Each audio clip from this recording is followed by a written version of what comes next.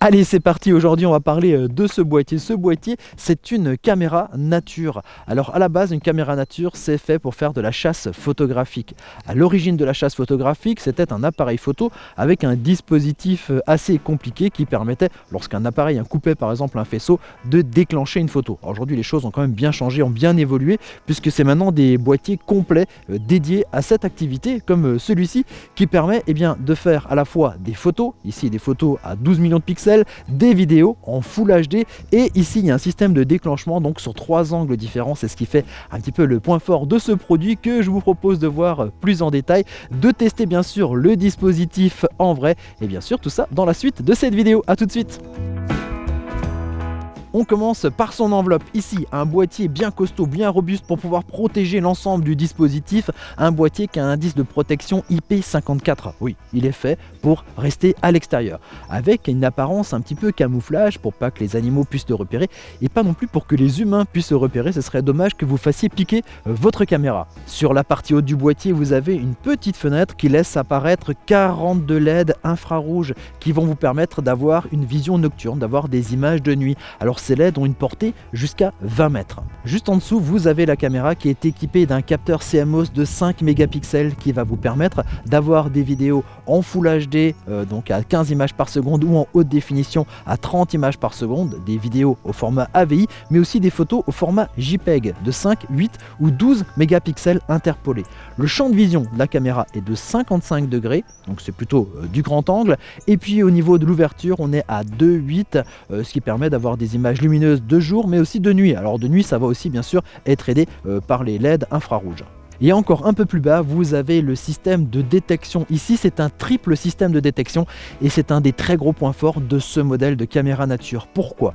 Parce qu'avec un simple modèle de détection, le moment entre la détection et l'enregistrement n'est pas immédiat. En gros, lorsqu'un animal va passer devant, il va être détecté, tac, on va lancer l'enregistrement, ça peut prendre une seconde et du coup on se retrouve avec la fin du passage d'un animal devant le champ de la caméra. Ici, avec une triple détection, on ouvre le champ de la détection. Donc l'animal est détecté bien avant de passer devant le champ de la caméra, tac, ça lance l'enregistrement et donc l'animal va pouvoir passer devant. Donc ça augmente grandement nos chances d'avoir de très belles images.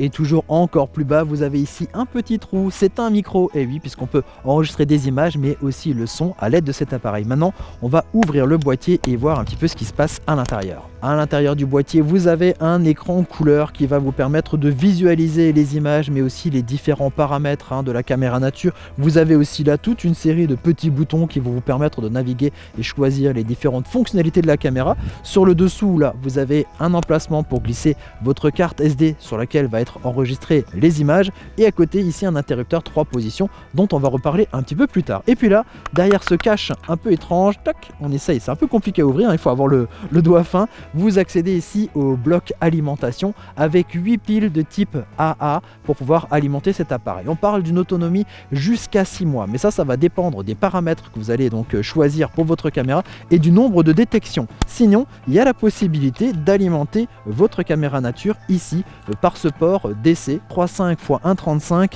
et là en y installant une batterie d'appoint, vous augmentez considérablement l'autonomie de cette caméra nature. Ça évidemment, ça va dépendre des capacités de la batterie que vous allez ajouter. Allez, on va passer au réglage des différents paramètres et fonctionnalités de cette caméra. Alors pour cela, il faut se mettre sur le niveau de l'interrupteur sur la partie test.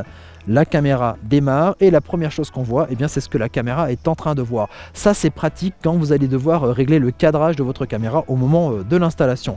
Ensuite, il faut appuyer sur le bouton menu qui donne accès à toutes les fonctionnalités de la caméra, comme par exemple la qualité des photos et des vidéos, la durée des vidéos, l'intervalle entre les différentes photos, la sensibilité du détecteur, la possibilité de faire afficher sur les images un horodatage, donc avec la date et l'heure, et la température, ce qui est vraiment un des points forts ici aussi de cette caméra. La possibilité aussi de choisir un mode time-lapse qui peut être sympa. Vous savez, c'est quand on voit le paysage défiler en accéléré. Ensuite, concernant l'installation de votre caméra, il y a différents modes qui vont vous permettre de bien positionner cette caméra, dont 2 qui sont fournis avec la caméra. Le premier mode, c'est via ici ce petit pied articulé. Alors moi je trouve que c'est plus dédié par exemple à un usage en mode caméra de surveillance. Le deuxième qui est super pratique, c'est ici cette sangle qui va vous permettre d'accrocher cette caméra à un arbre. Ça, c'est rudement pratique, c'est sympa. Il y a souvent des arbres en forêt quand on veut prendre des images et en plus, c'est très bien camouflé au niveau de cette caméra. Et le troisième mode, c'est celui que je vais utiliser, c'est en utilisant ici cette vis 1/4 de pouce. C'est ce qui est standard pour le matériel photo et vidéo. Et moi, je vais installer ici cette caméra nature sur un trépied photo. C'est super pratique, je vais pouvoir positionner la caméra là où je veux.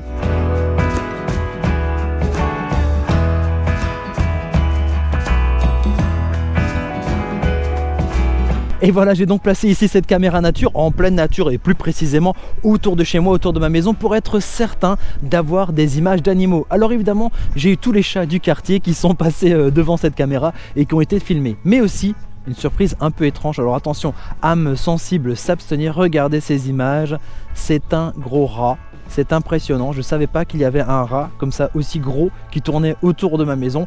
Bon, c'est sacrément surprenant. Alors j'espère que cette présentation ici de cette caméra nature vous aura plu. Et moi je vous dis à très bientôt pour découvrir d'autres objets techno. Allez, ciao ciao!